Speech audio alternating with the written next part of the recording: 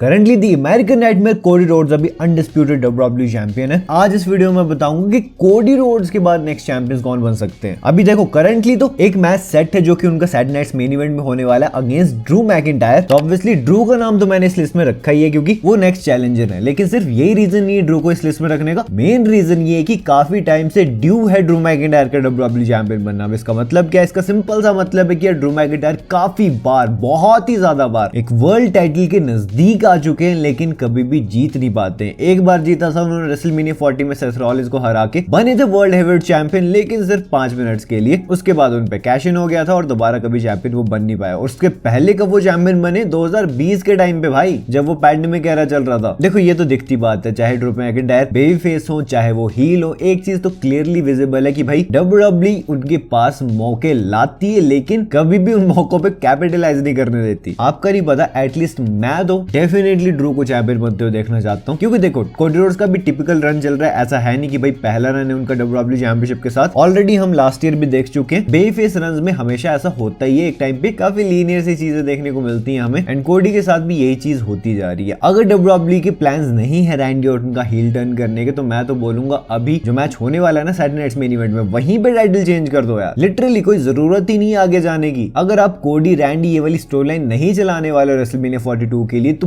Perfect sense बनता है Drew McIntyre को टाइटल दे देने के इस टाइम पे, क्योंकि एक तो बहुत ही कमाल के हील चल रहे हैं, अच्छा खासा ड्रॉ है कंपनी के लिए। डब्ल्यूडब्ल्यूई यूनिवर्स उन्हें चैंपियन बनते हुए भी देखना चाहता है, और फिर काफी फोर्स भी नहीं लगेगी कोडी रोड्स को ही पुश किया जा रही है डब्ल्यूडब्ल्यूई चैंपियनशिप के साथ। बाकी ड्रू मैकिंटायर के अलावा अब नेक्स्ट नाम है, अगर ड्रू चैंपियन नहीं बनते हैं तो that name is none other than of the phenomenal one AJ Styles. I don't know how, I don't know when AJ Styles इस टाइटल तक पहुंचेंगे, लेकिन उन्हें पहुंचना जरूर चाहिए, क्योंकि हम सबको पता है कि नेक्स्ट ईयर उनका लास्ट ईयर है डब्ल्यूडब्ल्यूई में और वो रिटायर हो जाएंगे 2026 में ही। और सीना की तरह ऐसा भी नहीं कि भाई वो बिल्कुल दिसंबर तक रेसल करेंगे। इस साल ही उन्होंने बोला था समर स्लैम में कि शायद वो नेक्स्ट समर स्लैम में भी कंपीट न करें, तो इसका मतलब ये है कि वो रेसलमेनिया तक भी रिटायर हो सकते हैं। तो ये भी पॉसिबिलिटी बनती कि एजे स्टाइल्स को डब्ल्यूडब्ल्यूई अच्छी खासी स्टोरी लाइन में डाल दे, टॉप वाला पुश दे फाइनली। जैसे जॉन सीना को डब्ल्यूडब्ल्यूई चैंपियन बनाया, वैसे एजे स्टाइल्स को भी वन लास्ट टाइम अपॉर्चुनिटी मिले दोबारा चैंपियन बनने की। बहुत लंबा नहीं, एक छोटा मोटा अच्छा खासा रेन देके वो रिटायर हो उसके बाद। एटलीस्ट मैं तो ये देखना चाहता हूँ यार, क्योंकि मैंने वो 2016, 17, 18 वाला रेन देखा नहीं एजे स्टाइल्स का यार। क्या कमाल की परफॉर्मेंसेस देते हैं वो, क्या कमाल की स्टोरी लाइन हमें देखने को मिलती है जब एजे स्टाइल्स चैंपियन होते हैं। तो वो सब मैं देखना चाहता हूँ एक लास्ट बार। हाँ, हायर पॉसिबिलिटी की डब्ल्यूडब्ल्यूई शायद ऐसा ना करे, लेकिन ऑब्वियसली पॉसिबिलिटी कम ही सही है तो है ना, इसलिए मैंने उन्हें लिस्ट में रखा है। बाकी इनसे जो नेक्स्ट नाम है वो है द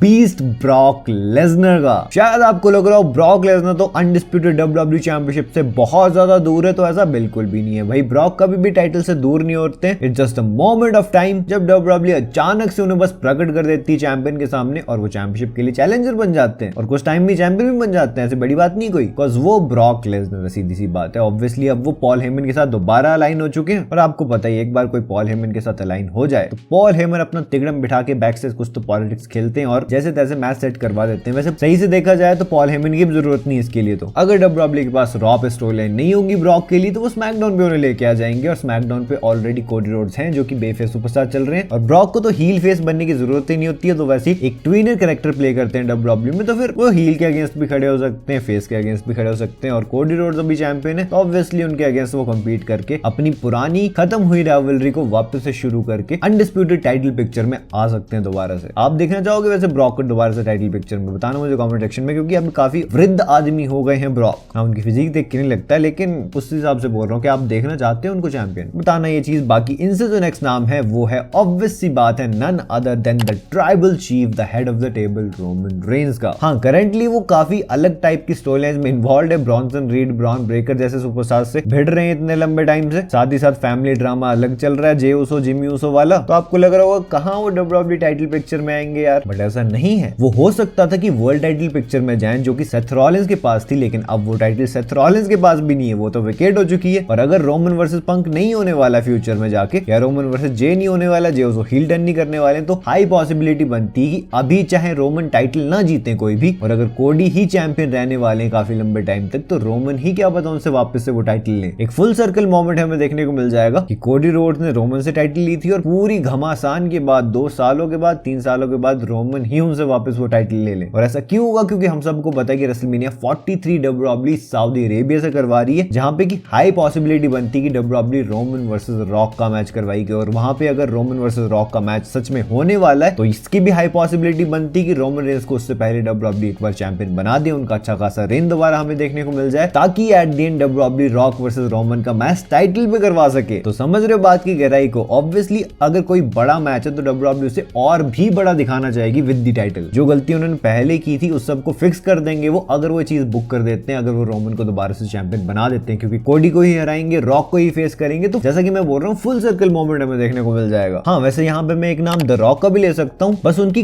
कम पॉसिबिलिटी इसलिए बनती है क्योंकि आपको पता ही है द रॉक तो द रॉक है। इतनी बड़ी बड़ी स्टोरी लाइन्स होती है जब जिसमें वो होते भी है वहां नहीं आते, तो जिसमें वो अभी नहीं है उनके बारे में प्रेडिक्ट करना काफी मुश्किल है, क्योंकि कभी उनका ये स्केड्यूल कभी वो स्केड्यूल। वैसे भी एक मूवी फ्लॉप हुई है तो क्या पता आ जाए वापस से डब्ल्यूडब्ल्यूई में, क्योंकि भारी नुकसान फेस किया है। तो फिर यहाँ पे जो बोर्ड ऑफ डायरेक्टर्स वाली पोजीशन है वहां से भी तो पैसा निकालना पड़ेगा ना, सारा लॉस भी तो रिकवर करना है। तो ऐसा हो सकता है डब्ल्यूडब्ल्यूई एकदम से सारे प्लान चेंज कर देती है जैसे उन्हें पता लगता है कि द रॉक वापस आने वाले हैं। भले द रॉक भी उनको ज्यादा कुछ बता के नहीं आते, अपने बताते कि 2 डेट्स लेने आ रहा हूँ, आगे देखा जाएगा। फिर पर आते जब तो डब्ल्यूडब्ल्यूई सारे के सारे प्लान स्क्रैप कर देती है और फिर एकदम से रॉक को मेन फोकस बना देती है। तो ऐसा भी हो सकता है कि रॉक डायरेक्टली वापस आए और वो जो पेंडिंग मैच चल रहा था ना उनका कोडी रोड्स के अगेंस्ट जो होने वाला था, हम सबको पता है, वो फाइनली हो जाए, सच में हो जाए और वो चैंपियन बन जाए। और क्या पता रॉक चैंपियन हो और फिर रोमन रेंस उन्हें एज अ बेफेस फेस करे रेसलमेनिया 43 में और फिर वो चैंपियन बने। ये भी मस्त स्टोरी लाइन हो जाएगी। बट अगर इनमें से कोई भी चैंपियन नहीं बनता है, फिर जो लास्ट नाम है वो तो ऑब्वियस सी बात है none other than the viper, the apex predator, the legend killer Randy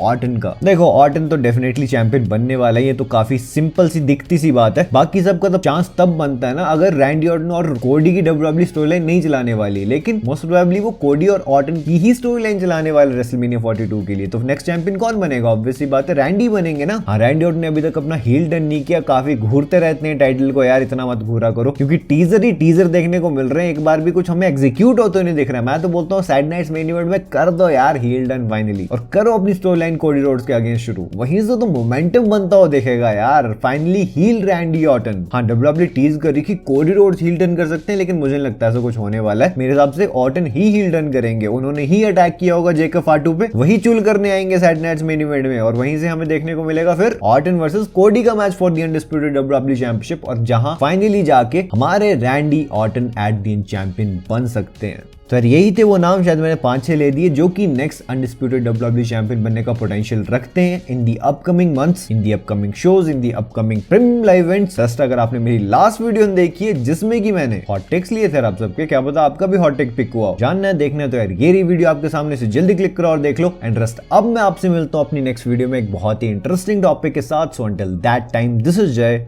signing out.